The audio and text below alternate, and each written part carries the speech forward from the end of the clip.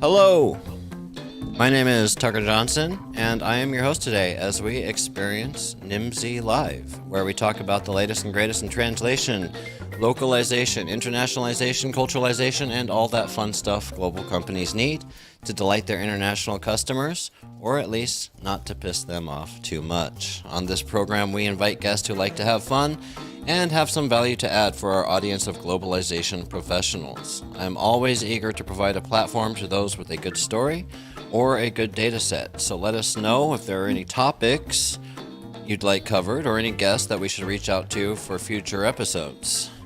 If you have not already done so, go ahead and hit that subscribe, follow, like, whatever button. We're coming to you live today on LinkedIn, Facebook, Twitter, and YouTube. As usual, if you're watching the recording on YouTube where all of our Nimdzi Live episodes are hosted, you could also check us out as a podcast over on Spotify, Amazon Podcast, Apple Podcast, all of that stuff if you'd like to listen. I see we already got some folks in the comments here. Hi, Luca, Sabina, Olga, Kim, Jacob, Francisco, Tim again, and of course myself. If you are joining us live today, make sure you can leave comments, questions, and we'll bring those up on screen and get to them as soon as we can. Well, introduction to the platform here. Most of you guys are joining us on LinkedIn Live, so you can leave comments, you can hit those like buttons. Also, little known fact is that during, before, and after these live events here on LinkedIn, you can network, that you can take advantage of that networking tab and reach out and start conversations with people, even if you're not connected to them. So that's one of the fun things about LinkedIn Live. So without further ado, let's get into the topic today. We are talking about interpreting technology, and we have two really expert guests here, which I'll introduce in a second. But to lay the foundation, there are 9 categories of language technology, which are outlined in Nimdzi's Language Technology Atlas we publish every year. Each of these categories plays an important role in a mature localization program. This year's Language Technology Atlas dedicated a special section to Virtual Interpreting Technology, or VIT. So today, Chief Researcher Sarah Hickey here at Nimdzi Insights and Interpreting Researcher Rosemary Hynes are going to walk us through this special section with the interpreting technology trends. These ladies are not just researchers, they are interpreters themselves by training and by practice. So I'd like to start off by letting each one of them introduce themselves and tell you a little bit more about their backgrounds. Rosemary, let's start with you. Welcome to the show today. Hey everyone. Hi Tucker. Hi Sarah. It's nice to meet you all. So I'm Rosemary and I'm an active conference interpreter, and I'm also one of the interpreting researchers here at Nimdzi. And I'm really excited to start talking about the Technology Atlas, and specifically the Virtual Interpreting Technology section. So looking forward to it. Well, thank you, Rosemary. And Sarah, friendly face. Many of you guys know Sarah. Tell us a little bit about yourself. Yeah, so my name is Sarah Hickey. I'm the VP of Research at Nimdzi Insights. I run the large global studies that we do, like the Nimdzi 100, where we look at the global LSP landscape. But I also have a background in interpreting, as Tucker already said. So I started out as the interpreting researcher at Nimdzi before also getting some help in the form of Rosemary, which I'm very grateful for. I also have a background in radio journalism, which is why I love to talk, and so that's why I'm here. And we love it when you talk. I love it when you talk because it means I don't have to talk as much on these programs. So I love it when you're a guest with us. Really quickly, before we get into it, I mentioned that virtual interpreting technology was highlighted in the Nimdzi Technology Atlas, which was published this year. For those of you that aren't aware, we publish several flagship reports each year. Many of you, of course, are familiar with the Nimdzi 100, and we talk a little bit about interpreting in there. The Nimdzi Technology Atlas is available regardless of whether you're a subscriber to Nimdzi services or not, whether you're a Nimdzi partner or not. not.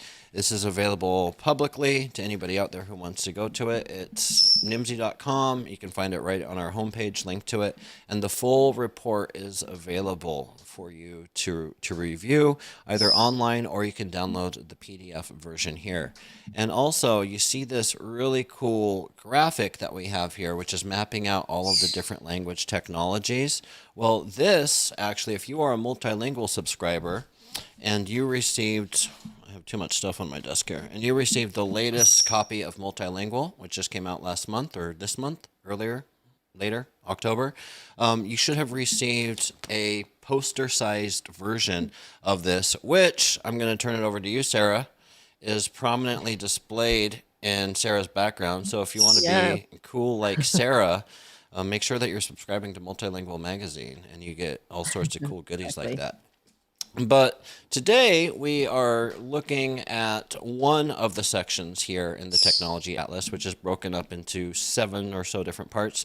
TMS systems, TBMS systems, audio-visual translation, machine translation, quality management, integrators, marketplaces and platforms, speech recognition, and lastly, interpreting systems. And this is where we are going to be spending a lot of our time today, talking about virtual interpreting technology. And I want to start off by asking you ladies, and Sarah, maybe you can lead us off with this. I mentioned virtual interpreting technology is highlighted this year in the Technology Atlas.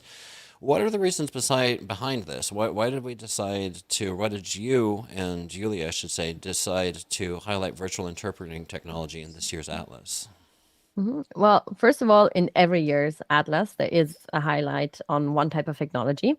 And we thought that this year was particularly fitting for virtual interpreting technology because there is so much happening in that space. As all good stories these days, it started with the pandemic. So, no, just a joke, but seriously, though, the pandemic kind of changed. Yeah. Well, I'm German, so bear with me. All right. So seriously, though, the pandemic really changed things for interpreting, especially when it comes to remote interpreting. And of course, there's a lot of technology involved in that front. When that whole boom happened, when more or less from one day to the next, everything moved to the virtual realm, not just our business lives, but everything we did in our lives. So, people had to figure out how to work online, but they also had birthday parties online. They had funerals online. They had wine tours online. Everything happened online after a while, right? So video conferencing already existed beforehand, but the pandemic took it to a whole new level.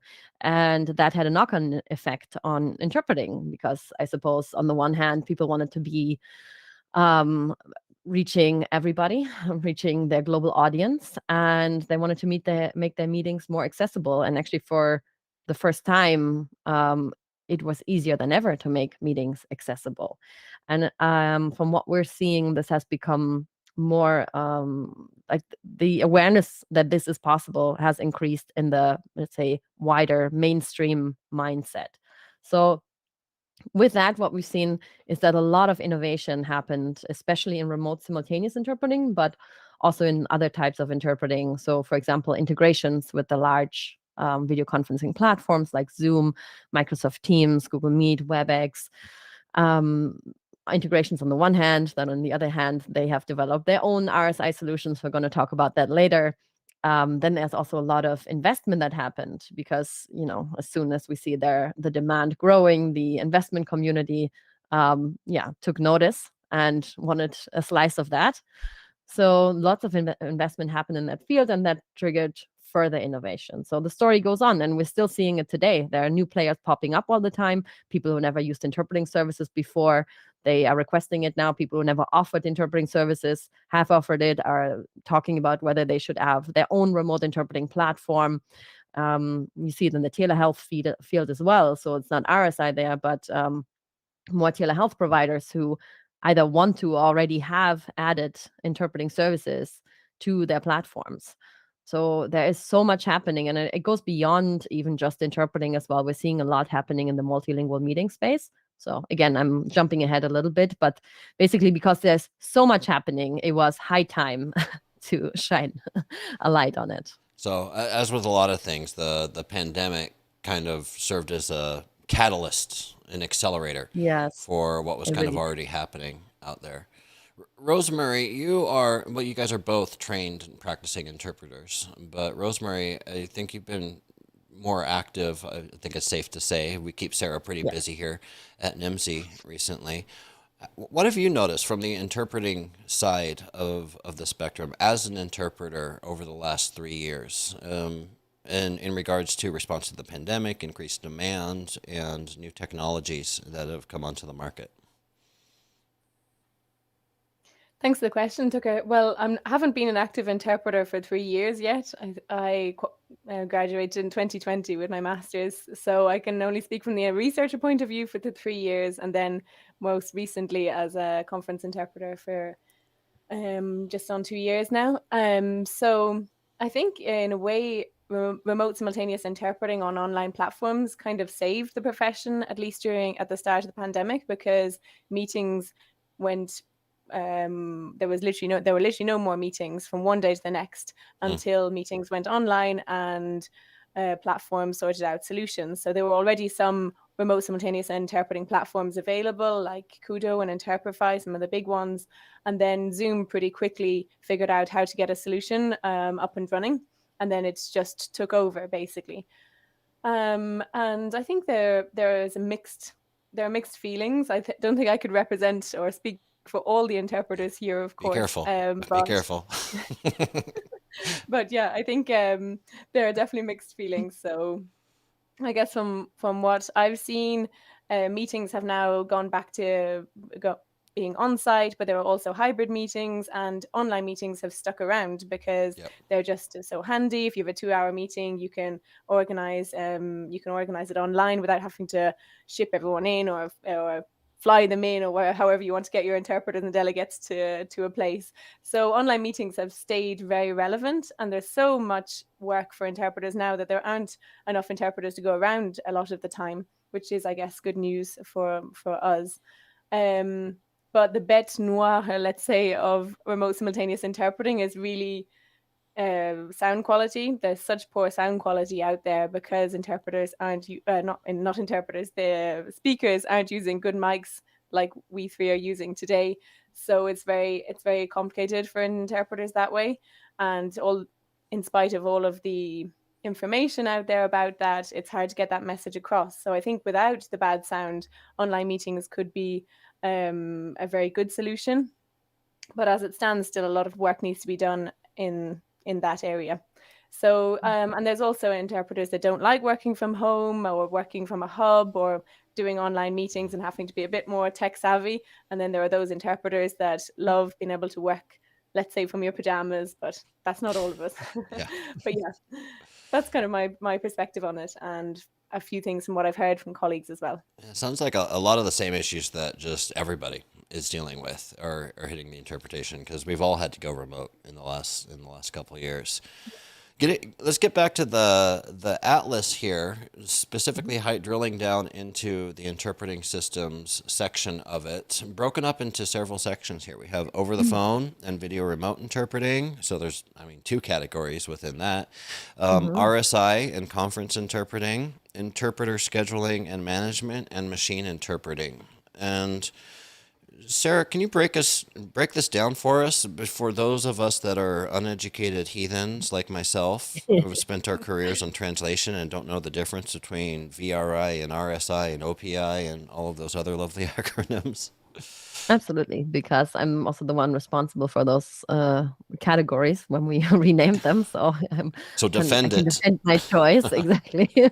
So, yeah, actually, good thing that you're mentioning that over the phone and video remote interpreting are two categories rolled into one. I was debating making them into two categories, but what I noticed when I looked into the companies was that most companies who offer over the phone interpreting also nowadays offer video remote interpreting, and the other way around. There were very, very few. I don't know, I'm going to guess 5 or something at the time, really, when I did the comparison, that would have had only the one or the other. So I grouped them together. What they have in common and what they are is so it's a type of remote interpreting, of course. Over the phone interpreting pretty much is what it says on the tin. It's interpreting via any kind of phone or just audio only solution. So there's no video element to it. Started with originally with landline phones, and also sometimes in the US you would see them nowadays, maybe not as much anymore, but still exists as well. There can be three-way, there's like dual handset phones, they're called, exactly. So maybe a doctor and a patient both pick up the phone, and then there's interpreter on the other line. So, and the interpreter works consecutively. So it means speaker speaks, then there's a break where the interpreter interprets, and so on. So it's not happening at the same time. There's always chunks. So it works very well for like that's consecutive interpreting, correct? Yeah, consecutive interpreting works very well when it's just, for example, in the case of a doctor-patient consultation, there's natural breaks anyway. It's a conversation rather than someone maybe presenting on a big topic up on a stage or something like that. Then video remote interpreting is adding the video element. So that's also these days used in hospitals sometimes via a tablet, but it could also be just like this now. We're having a video call, really, and Rosie could maybe interpret into French for us if we took a break in between.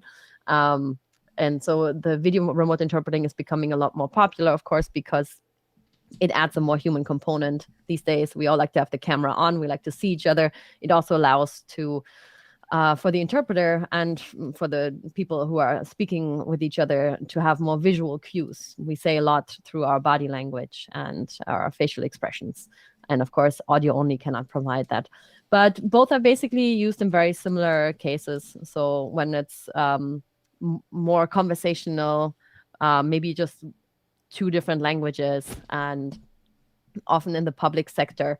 So sometimes that can be in court interpreting and hospital interpreting that I already mentioned, or for emergency services, but also smaller business meetings. And there's lots and lots of solutions out there, as you can see, and the numbers are growing. The second category, if I may move on, RSI and conference interpreting. Yeah, so RSI stands for remote simultaneous conference interpreting. So the keyword here is simultaneous. So there, the interpreter is interpreting at the same time as the speaker that gives the speech. The easiest way to imagine this, any kind of simultaneous interpreting, is if you think of the EU or the UN. There's people from many, many language backgrounds. At the EU, it needs to be put into 24 languages at the same time. The interpreters are sitting in a booth, listening and speaking at the same time. It's very strenuous, so those interpreters always work in pairs at least, and alternate about every half hour or so. And RSI these days, of course, is no longer just limited to the really, really big events, even though that's where it originated from conference interpreting. But what it has in common is usually it involves many different languages happening at the same time, so that it would be taking too long to pause. And it involves in that sense also an element of convenience. I have named it also and conference interpreting because some of the tools listed in this category may not specifically offer RSI, even though most of them do, but some offer other kind of technology solutions for conference interpreting. So also when the interpreters are on site. And I think this is also worth mentioning for RSI, there can be different solutions. Sometimes everybody is remote, like right now we are. In other cases, maybe the speakers and participants are on site. Sometimes even the interpreters are on site, but in a different room. Or sometimes it just replaces the headsets, the traditional ones. Everyone's using their smartphones to hear the interpretation. Many different applications are in that category. And we also include Zoom in there now and MS Teams because they have actually added their own RSI features as well. And WebEx. And WebEx, yes. Yeah. Sorry, WebEx also. I saw that Zoom. So for those of you that are not listening as a podcast but following the video version, I'm bringing up on screen here the interpreting systems, and you see here, if you can see, these are each individual companies that are included in here. So we categorize each of these companies by the type of services that they offer. And I'd just like to point out here that if you are looking at the online version of the Language Technology Atlas, not only can you download the full report, but you can also, if you're logged in, I believe this is for Nimdzi partners only, but if you're logged in, you can actually drill down deeper into the spreadsheet, the database, I would call it, if I wanted to be fancy, and find out more information about each one of these. They're hyperlinked. Each of these titles are live. So this is a really valuable tool if you're looking at, making a decision for yourself on which technology to implement that's going to solve your solution or solve whatever problem that you have. Also, I wanted to highlight too something that we've been maintaining for the last few years is these different interactive data sets that we have here. We have one for translation management systems. We also have one for virtual interpreting technology, which is the feature explorer and the comparison tool. And these allow you they're basically pulling from the same databases, but you can go in here and actually look at the different types of features provided by each and every one of these interpreting technologies. And if we wanted to use the virtual interpreting technology feature comparison tool, then we can even select up to 4 different technologies and filter them and get a side-by-side comparison of the various features that they have. Super powerful tool for those of you out there that are looking to take advantage of it. And Sarah, I believe there's going to be an update pushed to this stuff pretty soon too, right? Aren't we working on revamping that? Yes, actually, Rosie has worked really, really hard on this and made really great progress. I don't know if you want to briefly talk about that, Rosie. Yeah, so basically the maybe user friendliness of these web pages wasn't excellent. So we decided here at Nimdzi to Hey now, don't yeah, disrespect just the previous ever so designers. slightly. Let's call it continuous improvement. Continuous Yeah, improvement. exactly. All right. For those of us that are perfectionists out there. So we decided to take another look at these web pages and to kind of redo them a bit, just because actually one of the main reasons wasn't really the user friendliness, but was because was a lack of, well, there's been so much innovation in this area over recent years that we actually didn't have enough features up there, and there were so many new features coming on, especially regarding event management on platforms. Features like screen sharing even and whiteboarding and all that you can find on Zoom and many other video conferencing platforms that also have been added onto remote simultaneous interpreting platforms, and yet they weren't there on these web pages. So we thought it was about time to update it so that it reflected the reality. So it's still a work in progress, but it should be out hopefully by the end of the year.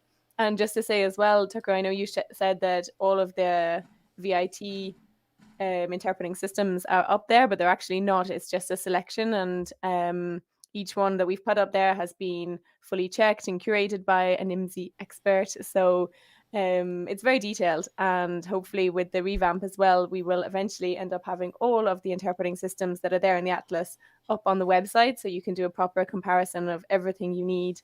And it's quite exciting. So check it out. And also there are more and more solutions coming out each time. So this Right. Atlas will never be fully up to date, I guess. Right. And likewise, the interpreting web pages constantly need to be updated and maintained. So it's excellent. Yeah, that would be nice, just from a research perspective, Yeah. if we could write this report one time and never have to update it.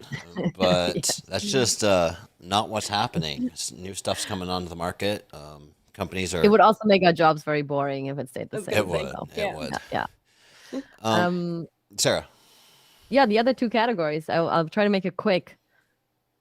Interpreter scheduling and management. So there's not just tools to deliver interpreting services, but also to manage all the interpreting services and the that you're offering and the interpreters that you are working with. So especially this came more from the side of LSPs, language service providers who offer on-site interpreting, because there's a lot of management involved in there.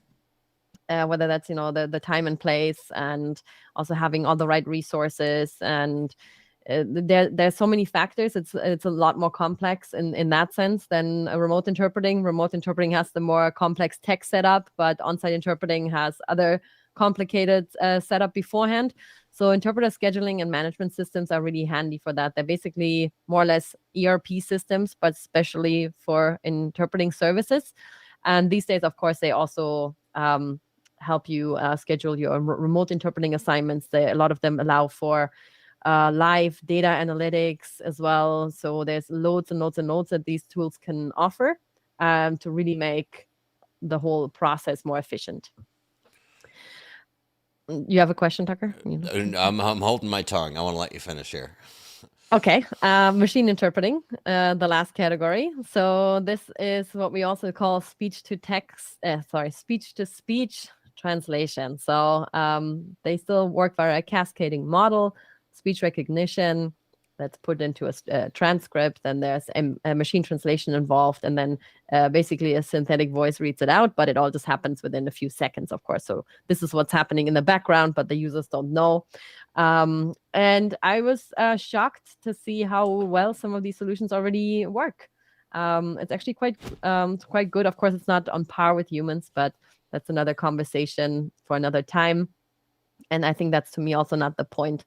The one thing I would say about it is I think there's potential to expand the interpreting market. And if we're talking about breaking down language barriers, then this may really help in some cases. A lot of the use cases for now are targeting individual consumers, tourists, for example, or if you're a cab driver, you have many international people sitting with you. You may have a little handheld device. Others also work for smaller business meetings, especially when it's more technical topics in a conference. As soon as it gets more into emotions, irony, and all that, the machines really can't do that yet. But anything just rattling off information, I've seen some really great solutions out there, and some of them are listed in the Atlas. And the commercials and promotional materials for these things, every year or two or three, Google or somebody comes up with this like proof of concept, promotional something.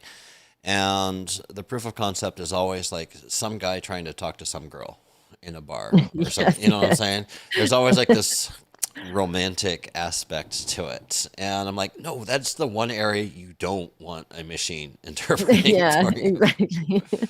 You don't know what it's going to say. But yeah, I've talked to some companies, and there's also talks about, let's imagine in an emergency and you can't reach an interpreter. I mean, in many countries, there are interpreting services connected to emergency hotline, but not in every country. And then it's the question of having some communication is better than no communication. Or let's say someone walks into the emergency room, there's no interpreter, and you call an interpreter, but while that one's on the way, maybe you still need to communicate with the patient in the meantime and get the gist of things. Yeah. So sometimes it's this in-between step. And in other cases, it's also a standalone solution that, depending on your budget or who you're talking to, it's good enough. In other cases, you'll always have a human. Like, I don't know, end-of-life cases, mental health patients, children, high stakes, any of those cases, you will want to have a human involved. Sure.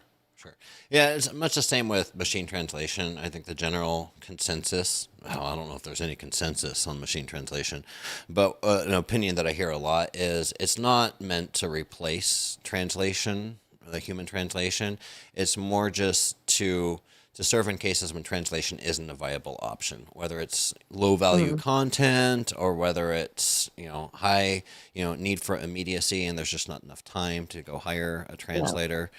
And I can see the same thing happening with interpreting technology. Yeah, that's how I would see it as well. The one thing I think being a bit different is that, even though it's maybe also not fully true, but with machine translation, there's a lot of also machine translation post-editing. With interpreting, there's no, I want to say there's no post-editing, but probably people will correct me and say, hey, there's probably ways you can still do that. But at least when the voice is already out, but maybe there's some editing beforehand that's possible to do, probably like same as for live subtitling or something like that, where there's also the potential of doing some editing before it is read out. So, but technically it's a bit more immediate, usually, the use case. Yeah. Well, I think that's an interesting topic to bring up, because I think there will probably be interpreting jobs that we don't even know about yet that will be created with the advent of new machine interpreting solutions.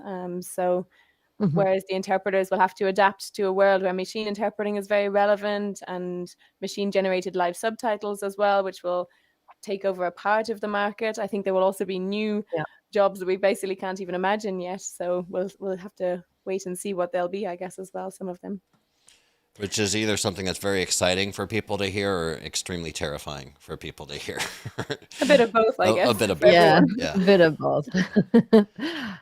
Well, a question that, we've been doing this atlas here at Nimdzi for a number of years, and we do a lot of work with different companies that come to us that are looking to onboard a translation management system or looking to make changes to their existing translation management system and kind of walk them down that path of making sure that they pick the one that's best for them. And a question that we get a lot on the translation side is, what's the best translation management system on the market? And so I have a stock answer for that people usually don't like, but I'll ask you ladies the same question. What's the best virtual interpreting technology on the market? I'm Well, wondering if your stock answer is it depends. Yes, that's the yeah, stock it's like What answer. you want. everything. It depends. A consultant's favorite answer is it depends, right? But why does it Yeah. depend? Well, because as you see, there are so many different solutions. And if there was only one use case, there would probably be maybe one technology in each category, or maybe two because they compete on price or something, and that's it, But there are so many because in a very we're in a business that addresses many complex needs, and so there are many different types of technologies that are trying to accommodate to that, and there's new features and new technologies popping up all the time, which is why we're seeing a bit of up and down as well. And yeah, when it comes to which virtual interpreting solution is the best for you, it really does depend on your use case. We already alluded to that. Do you have only two languages, or do you have many languages? Is it a very big event with many speakers, or is it a quick conversation? Is it just in the hospital? Is it in a courtroom? Is it just on a chat like on Zoom right now? Are you talking to any heads of state? Are you talking to a child? It really depends. So, but I think something we may want to lead into as well, Tucker, I am hinting at something, is talking about which is the best RSI platform that for someone's needs, because this is something we're covering in the Atlas. So that's why I feel like we might want to talk about that. There's, of course, also no one answer for that, but at least we have put together some tips for people. You read my mind, Maybe, Sarah. right? You stole my segue. But yes, Sorry. if you're following I love along with the atlas at home, you just scroll down a little bit and we have which RSI solution is best for you. So Sarah, Yeah, take and it I away. think, well, actually, this needs to be passed over to Rosie because Rosie, even take it though away. I can talk about it, Rosie is the expert. And sorry, just my 2 cents on this is we should explain the different categories as well. Yeah, because yeah, that's it. Go for it. Yeah, so basically we've divided RSI solutions into 4 different categories.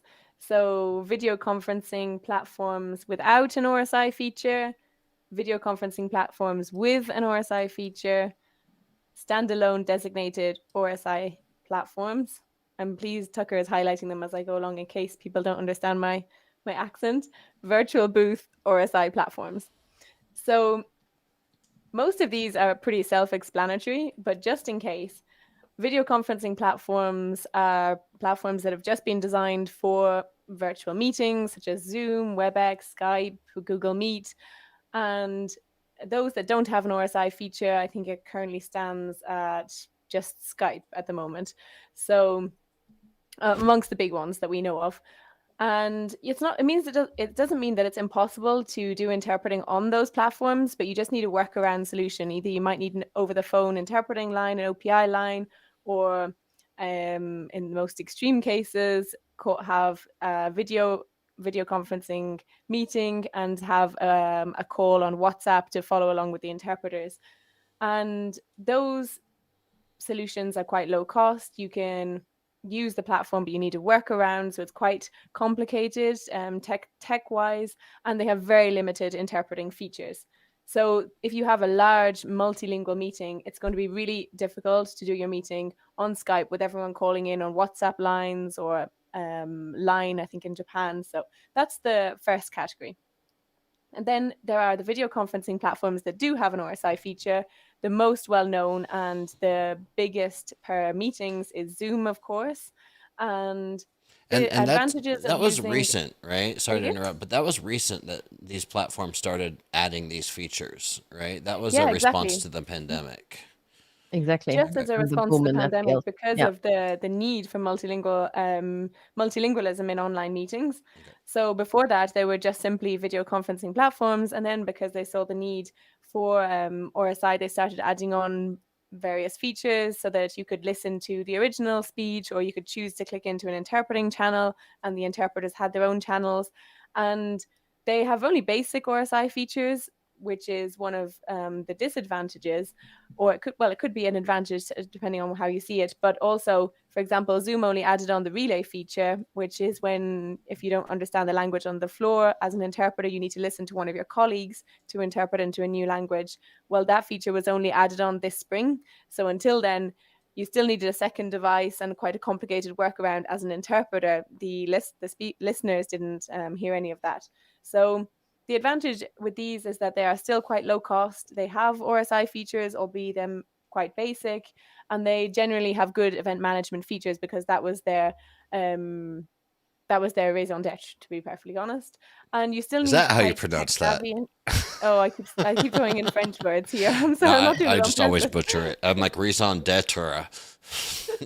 Yeah, I know I Sorry. should work on my English Side pronunciation of note. French words. um They can be quite hard to set up if you have big, large multilingual meetings, and you still need a quite present tech team for these meetings. But one good thing for the interpreters is that you remain relatively in control. You're not kind of thrown onto a platform where you're silenced and they just want to hear your voice. You can still receive documents, you can contact the organizers directly if needs be. You can tell people turn off a microphone if someone is speaking and there's someone else that has left their microphone on. So you're still quite relevant to the meeting, which is nice. And then there are the standalone designated RSI platforms. So we call them standalone designated RSI platforms, and those are platforms like Kudo or Interaxio or Interprify, which are probably the biggest three that you may have heard of, and there are so many more that we've seen in the Atlas earlier. And now the advantages is that they have they have their own pools of interpreters, so you can book your interpreter directly through the platform. They have loads of remote simultaneous interpreting features, so they have timers and mute buttons and handovers and relays. All of that is there. They often have a designated RSI, a rather technical team to help you out, although that can depend on the price you want to pay as well. But one of the big disadvantages here, and this is perhaps where their relevancy will drop a little bit as we go forward, is that they're very expensive. And they're complicated to set up if you don't use their own the platform's own technical team. And then for the interpreters side, you're typically in the background. You can't directly get involved in the meeting. So you can't ask someone like, "Oh, I didn't hear you. Can you say that No, again?" You can't, or slow down talking and all of that stuff. exactly. You always rely on a middleman or woman. And also, for example, the other day I was doing a meeting and I was using a designated RSI platform, and yet the actual meeting was on Zoom, so it was integrated with Zoom. That was all perfect. The technical team was on the ball. The only problem was with Zoom, you can open the chats, you can make the chat as big as you want, you can minimize it, you can move it around on your screens, and you can do the same with all of the speakers' videos as well. You can pin them, you can pin your colleague's video if you want to see if their mic's on or off, and you can move them all around. It's very flexible like that. And with this, we couldn't actually choose to see the speaker, and we couldn't choose to see the presentation, so we were squinting down in a corner to see it, and the poor technician couldn't change it up either. So that's just one of the disadvantages of not having direct access to the meeting platform, I guess. And then the very final category here are the virtual booth RSI platforms, which is a relatively new invention, let's say. And these work alongside the video conferencing platform of your choice, pretty much like a standalone booth, a physical booth that conference interpreters were used to. It sits alongside your meeting, so it doesn't directly integrate. There's no injection of the original video and sound into the RSI platform. So in this case, the interpreters have to be in the original meeting, let's say on Zoom, and then they have to be in the virtual booth, which is running alongside it. And the virtual booth just acts as a back end, so where the interpreters communicate, where they can listen to each other as if we were doing it on WhatsApp, but it's a designated booth-like setup with all of the features that you need. And the advantages of this is that Because there's no injection of original video and sound into the RSI platform, well, you also might see minimized sound issues and also the maybe maximizing copyright and privacy. And the interpreters can be present in the original meeting, but this can get confusing for interpreters because they have to remember to mute in both places and have their video on or off in both places. And the interpreters often need at least 2 devices. So when you need 2 devices plus a backup device, you sometimes need to get a bigger desk to fit in all the devices. And often they have no event management features on these standalone platforms, and you need to be quite tech savvy to figure them out. So that's kind of a basic rundown of the 4 different categories there. I hope that was clear enough. I know I'm speeding through them. No, that was perfect. And just from a layman's perspective, I mean, I'm not an interpreter, obviously, but I know I use a lot of different platforms, a lot of different tools throughout my day. And one thing that I've heard talking to end users, I mean, not the end users, not the people receiving the translation necessarily, but the facilitators as well as some of the end users, is that they don't want another tool to have to manage. And this to me was like when Zoom came out with their feature to allow for an interpretation to happen directly in Zoom. That was a game changer because I don't know the statistics, but a large percentage of people are using Zoom as their platform of choice. And if I can avoid not using a different tool or even installing a Yeah. different plugin on top of that, that's going to be the route that I take all of the way. To me, the downside to that is that Zoom is not thinking interpretation first. They're thinking, meetings and webinars and, their core business, and interpretation is just kind of an add-on to that. Whereas some of these other platforms, these standalone designated RSI platforms, that third category that you looked at here, they're looking at it from interpreters first. A lot of these guys and gals are interpreters, or they come from an interpretation background. And so they're building in the features that the interpreters really need to do their job. And I don't know, time will tell. There's a niche for each of these, I'm sure. But to me, the answer for what is the best RSI solution, well, this is the right question that we have here in the report. The right question isn't what's the best RSI solution. The right question is which RSI solution is best for me. So You might even ask, is best for me at what point in time, Right. because Right. you might have different use cases and then you need a different RSI solution for the different use cases, or depending on your budget, and that's probably intertwined with your use case. So yeah, it really does depend, even though that's not the answer people want to hear. But at the same time, I feel like that also means there are lots of opportunities, and you have it's yeah, nobody likes to have too many choices. At the same time, it's great to know that, especially these days with everything that's been happening since the start of the pandemic, I dare you to find a use case that's not covered, because Right. people have been really tailoring their services to all these new demands that have been coming out. Well, there should be. There's enough frickin' companies listed on that technology atlas. I'd hope that all those use cases are covered. Yeah, but I mean, we had this categorization before. So even maybe a lot of companies haven't changed on the list. Some have, but what they offer has changed. Fair enough. Let's get into, I see you guys in the audience there being super patient with all of your questions. I want to see if I can find some here. Lots of people saying hello, everybody. Jeff, how are you? There's lots of Jeff comments for speech-to-speech translation.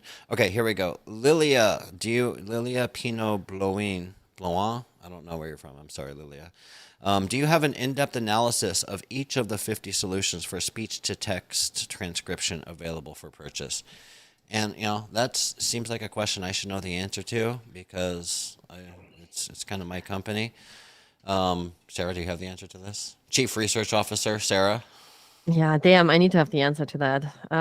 No. Well, I guess I'm writing an article at the moment on machine interpreting. Well, there you go. And although I Yes. don't analyze every single one of the solutions, I do mention quite a few of them, and I do categorize them and say their use cases and describe how they're used. So that might go some way to answering that question. So incoming, Lilia, incoming. And I will say here, kind of our model here at Nimdzi is we publish a lot of this as research. It's very hard to publish research that's super useful to everybody. The way I say it is you can publish research that's kind of useful to a lot of people, or you can publish research that's super useful to a very select group of people. And so we try to walk that line between the two. And the way that we would address that problem is we'd get you on a call with a consultant.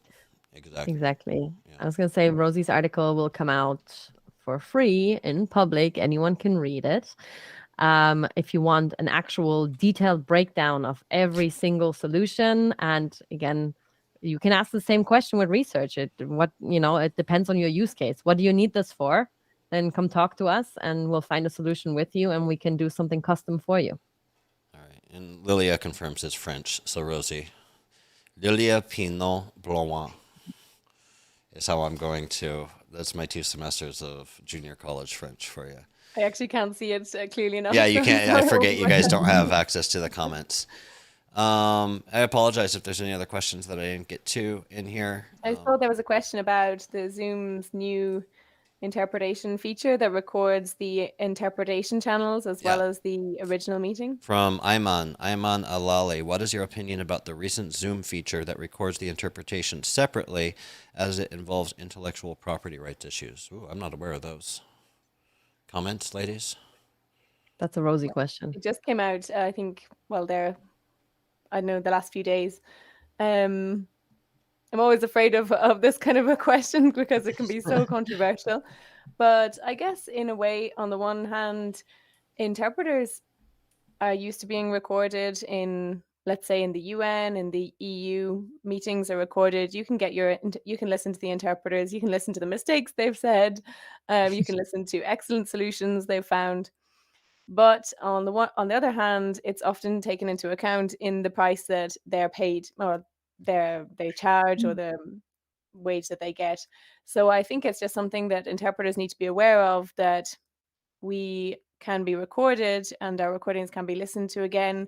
We're voice professionals, let's say, but then we also need to take that into account in the rates that we charge to be able to charge for our intellectual property, which when it goes out there, it will be available.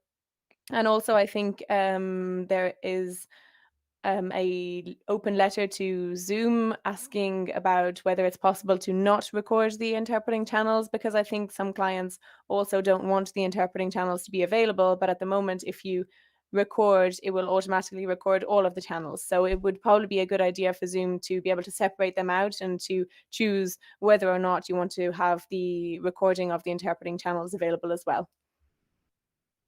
There you go. If there's anyone from Zoom listening, there's your free advice. We won't even send you an invoice from Nimdzi on that one. All right. Well, I think that's all the questions that I saw. Let's move on because I want to, we're looking at time here. Innovation. Innovation in this space. Obviously, there's been a lot of innovation that's kind of happened. They say, what do they say? Disaster is the necessity, or disaster is the driver of most innovation. I don't know. They say something like that. But, the last few years, there was some disaster. There was a lot of innovation that happened. Now that interpretation and interpretation technology has kind of become more mainstream and it has attracted investment to the space, where do we see that investment going? What types of innovation in the next 5-10 years? Is it all the money going into machine interpreting, or what? It's a very good question, and I see a lot of overlap between interpreting and also other sectors. So what I started talking about and will be talking about a lot more is not just interpreting in general, but the multilingual meeting space, I guess, or sector, whatever you want to call it, because it's not limited to interpreting. On the one hand, yes, there's a lot happening in interpreting with RSI, we've had the integrations with the big video conferencing platforms, and they added their own features. There's still stuff being tweaked. There's issues about privacy. There's issues about training machine interpreting. More use case. I think we will see more use cases for machine interpreting. A lot is happening there. At the same time, I was just at a conference, media and the languages and the media conference happened in Berlin last week. I was there. There's a lot, of course, happening in that side because it's the media localization side. So we think of Netflix and movies, and of course that's where they're active. But it also boils down to providing accessibility for multilingual meetings. So there's a lot more happening in MT generated live subtitles, for example. And that affects the meeting space. And at the same time, we're seeing RSI companies offering the same thing now. So we know of a few RSI companies who are starting to work or already offering MT generated live subtitling for budgets, clients with a lower budget or different needs. Then we're seeing machine generated dubbing as well. That's being used for broadcasts and where they're already mimicking the voice of the original speakers. We also talked about the dawn of the multilingual meeting provider. So that ultimately clients don't, especially clients who aren't from the language services space, or probably any client. So they don't want to go to like several different providers for one multilingual meeting or all the multilingual meeting needs. So what they want is one provider who can offer everything. So you might want RSI, you might want document translation for your event, then you might want captioning. So this, in the same language for people who are deaf and hard of hearing, or just for, people who don't want to listen with the sound on. Then you might want to have MT generated live captioning. I'm forgetting other use cases now. I don't know why. I'm trying to look at my notes, but you get a lot the point. Of these are there's a lot of overlap into the accessibility space, and there always has been with with interpreting and accessibility. But I'm seeing that now more than ever. And you talk about auto-generated captions and because when you're auto-generating captions, you can have speech to text and then have machine translation happening on that. And those captions are translated in all these different languages. And I know a lot of feedback that I've gotten is that people don't necessarily need those captions in order to understand what's being talked about, but they're kind of like a tool to help with the comprehension. Maybe if someone's using English as a second language, for example. Yeah, and again, also, of course, there's the real accessibility element when people are deaf or hard of hearing. They do need the captions, so captions are in the same language, right? So they're not translated. And a strong argument would say deaf and hard of hearing captions are not an option. They should have an ASL, or they should have an actual sign language interpreter. Absolutely. And there's also, that falls back into the interpreting category, right? But still, this has been used as a tool for the community for a long time. That's just what I'm trying to say. Whereas these days as well, especially the younger generation and all of us as well in the somewhat older generation, constantly watch videos on our phones, and we expect there to be captions, whether we want to listen to the sound or not, but it's become like a convenience element now as well. And the same goes for meetings. Sometimes maybe you have a speaker with a difficult accent, and okay, that can also be difficult for the machines, but there's options. Sometimes you have machine generated captions that are live post edited by a human as well. Or at the conference, actually, now they had a transcript running the whole time, and it was really handy because sometimes you're taking notes and then you missed something, so I could briefly look up on the screen to see what I missed, and it was super handy. Of course, I understood what was happening, but it was still great to have. And then the subtitling element is then, of course, when also machine translation is involved. And I see a lot happening in that space. And so there's this overlap. You have the interpreting side, you have the media localization side, and you have the actual MT specialists as well. I feel like all of this is coming together in this very lucrative, for booming, somebody, right? Yeah, and several people, I would say. Well, yeah. Companies. Very lucrative multilingual meeting market. So I think we're going to talk a lot more about that, and how one thing I'm absolutely convinced of is that all of this has come so much more into the mainstream mindset. Some language services used to be like this shadow industry, or like in the background the whole time. People don't really know us, but we're there. Whereas now it's become it's coming so much more to the forefront, even like to things like Netflix. And there, you can switch on the captions or the subtitles. We have content that is no longer just coming from English into all the other languages. So people are becoming more used to also content from other languages, whether that's in the form of dubbing or subtitling. So I feel like overall, and especially, and then in combination with the Zoom boom, in the pandemic, it just brought all of this more to the forefront, accessibility. And when we're talking media localization, I also need to mention audio description for people who are blind or partially sighted, but that's probably less relevant for multilingual meetings if you have interpreting, because there's the audio there. But, just if we want to round it out with accessibility as well. Yeah, sorry, my point ended very abruptly. No, it's fine. Anything to add, Rosie? I just like to think of the multilingual meeting provider as well as like a type of Amazon or an e-commerce platform. If you could click on it, select what you need interpreting for this meeting, you need dubbing for that, you need a translation document, you add it all to your cart and you check it all out. I think at some point we'll be getting to that with multilingualism. And of course, I'm sorry, Rosie, since we're talking, because Rosie and I talk about this all the time, actually, is that when we talk about the multilingual meeting provider, it goes hand in hand with the multi-skilled linguist, because these days it's also no longer enough, usually, to either be an interpreter or a translator or an audio-visual translator as well. There's a lot more overlap happening. I mean, Rosie, I think you can talk about that more, what that already means for interpreters today and what we can expect from the future, the skill sets they need to have. Yeah, absolutely. Although I see we have very little time, but maybe... we can go over. That's the beauty of a live stream. We can go as long as we want. So yeah, for the multi-skilled linguist, it goes hand in hand with the need from multilingual meeting providers that they need multi-skilled linguists. And I think we actually, once again, the pandemic ushered in a new era for the multi-skilled linguist, or forced linguist to become multi-skilled, in that on these online video conferencing platforms like Zoom, the interpreters were suddenly the technicians. They were organizing the events, they were setting up the channels, they were advising and consulting clients on which was the best platform for them. So they were wearing several hats. They weren't just the interpreter in their corner interpreting away.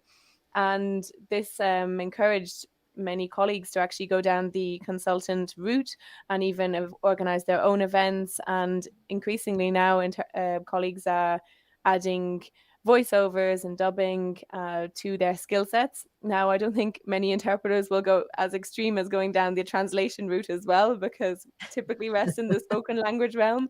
I like that you call it extreme to go from interpreting to translation. No comment. I think that actually came from a colleague who said I wouldn't go that extreme, but so we are seeing this kind of this branching out, and also it will probably be relevant for interpreter trainers in the near future, that they will probably have to incorporate other elements to their courses as opposed to just simply interpreting, because event management and consulting is actually so relevant now. And it's, I guess it could be an interesting route to go down. There'll probably be the route for the niche interpreters as well, but increasingly the multi-skill linguist is relevant.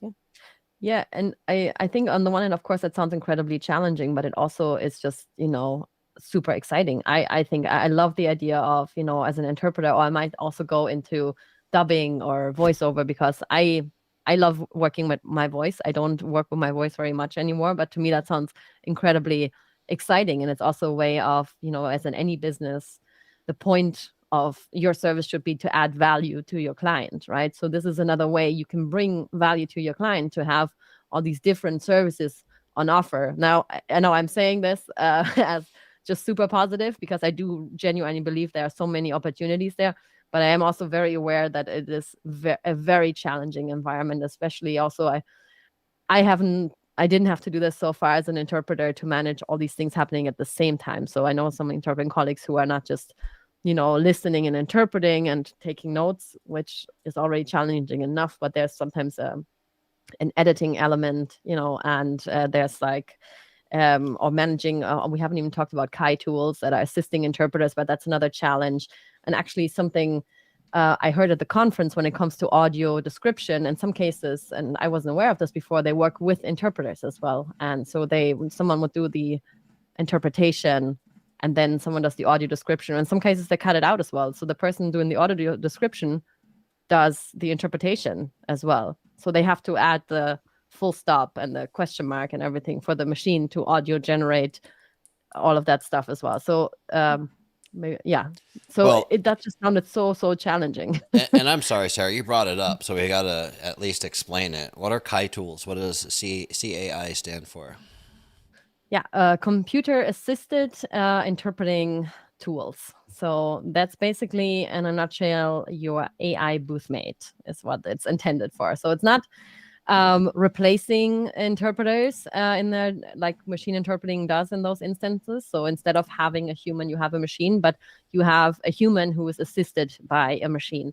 For instance, by helping interpreters prepare their glossaries in advance, or also during the interpretation, that the idea is that the tool can, help with popping up numbers and proper names, because those are always really challenging for interpreters because there's so much happening at the same time, and then you need to have the understood the right name, the proper name, or the proper number in the right qualifier. Yeah.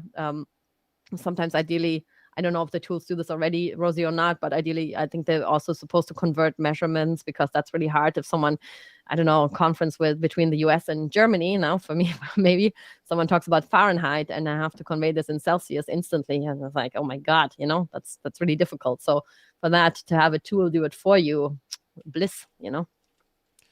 All right. Thank you. Thank you, Yeah. Sarah. Rosie, did you have something to add? Oh, and just to quickly react to that, I think what you said earlier about added value with the CAI tools as well. All of this is adding value to the interpreters, especially as we move into a new era of machine interpreting and machine generated live subtitles, which will soon be widespread machine interpreting in a little bit further down the line. But by being a multi-skilled linguist, by using CAI tools, all of this enhances the human interpreter and means that we will always be relevant and always be there to compete with machines.